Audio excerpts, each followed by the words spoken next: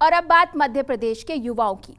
एक paper leak हुआ और लाखों नौजवानों का भविष्य अधर में लटक गया। कोई 100 किलोमीटर दूर से परीक्षा देने पहुंचा तो कोई हजारों किलोमीटर का सफर तय कर आया था, लेकिन पेपर लीक होने से सबके सपने अधूरे रह गए। क्राइम ब्रांच मामले की जांच में जुटी है तो इसके तार एमपी से होते हुए उत्तर प्रदेश और बिहार तक जा पहुंचे। देखिए ये खास रिपोर्ट।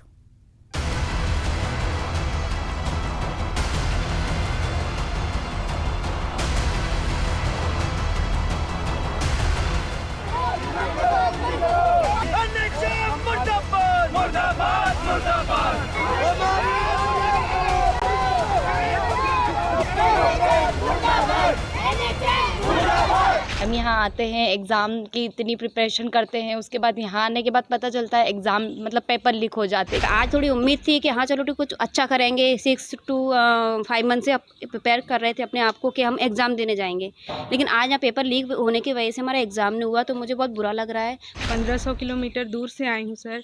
आने के बाद एकदम से पता चला कि पेपर लीक हो गया, तो बहुत बुरा लग रहा है सर।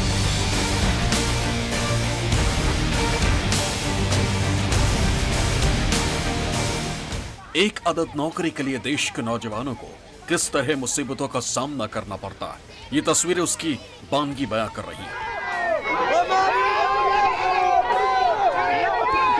खुद का भविष्य बनाने के लिए युवाओं को किस कदर जद्दोजहद करनी पड़ती है, ये तस्वीरें चीख चीख कर उसके दर्द की गवाही दे रही हैं।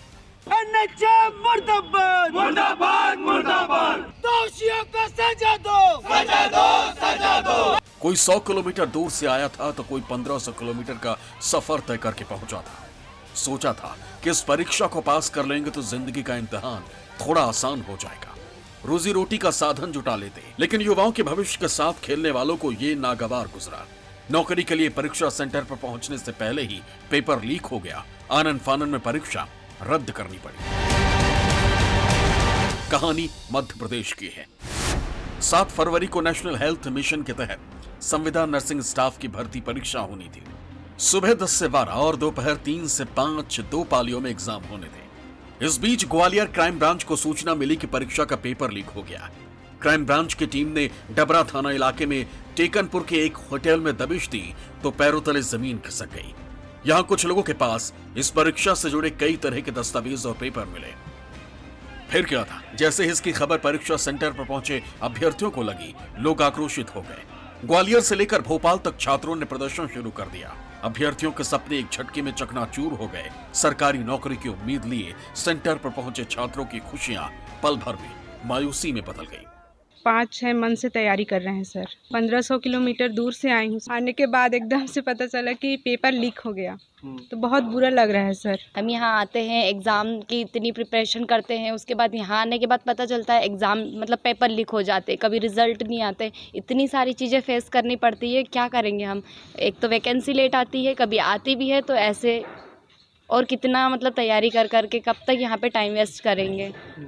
घर से आना होता है, बड़ी मुश्किल से एक लड़कियां रहती है, वो निकल के कैसे आती है घर से, उनकी काफ़ी सारी प्रॉब्लम्स होती है। जॉब छोड़ के आए हुए, कोई अपना बच्चा घर छोड़ के आया है, कितनी सारी चीज़ें फेस करनी पड़ती है। और भी बहुत सारे चले गए। मेरी फ्रेंड आई हुई थी, वो बेबी को लेके आई थी, उसका बेबी बहुत छोटा था। प्राइवेट जॉब करते करते 12 साल हो चुके हैं, तो मुझे बहुत बुरा लगता है कि प्राइवेट जॉब कर रहे हैं। अभी तक है ना गवर्नमेंट होना चाहिए था।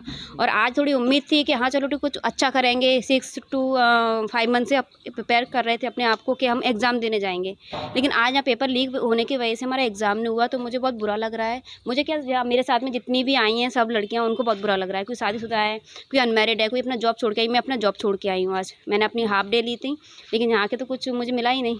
पेपर लीक की कहानी ग्वालियर से शुरू हुई। क्राइम ब्रांच ने पेपर लीक कराने वाले गिरोह के 8 सदस्यों को गिरफ्तार किया। गिरोह में यूपी के 2, हरियाणा के 2, बिहार का 1 और 3 लोग ग्वालियर के रहने वाले हैं। इसके अलावा पेपर सॉल्व करने वालों में 15 लड़कियों और 11 लड़कों को भी पकड़ा गया है। पूछताछ में पता चला है कि गिरोह के तार एमपी के बड़े जिलों भोपाल, इंदौर, जबलपुर, सागर, रतलाम और रीवा से भी जुड़े हैं। इसकी जानकारी दरअसल ग्वालियर में क्राइम ब्रांच को लगी थी कि कुछ जो लोग हैं, कोई एक गिरोह है जो कि इस परीक्षा को लेकर पेपर उसके पास मौजूदगी की बात सामने आई थी, जिसके बाद ग्वालियर क्राइम ब्रांच ने एक होटल से 8 लोगों को हिरासत में लिया, जो कि अलग अलग राज्यों से हैं, 4 राज्यों से हैं, जिसमें यूपी, बिहार, हरियाणा और मध्य प्रदेश के 8 अलग अलग लोगों को हिरासत में लिया, इनसे पूछताछ की। इस मामले में ग्वालियर पुलिस ने पटना पुलिस से इन्फॉर्मेशन मांगे हैं और जिसमें जो 2 नाम का खुलासा हुआ है वो है राजीव मिश्रा और राजन का। इस मामले में ग्वालियर पुलिस ने जिन 8 लोगों को ग्वालियर के एक होटल से गिरफ्तार किया था उनमें एक मनीष भी है जो बिहार के नालंदा का रहने वाला है। मनीष की निशानदेही पे ही राजीव मिश्रा और राजन का नाम सामने आया है।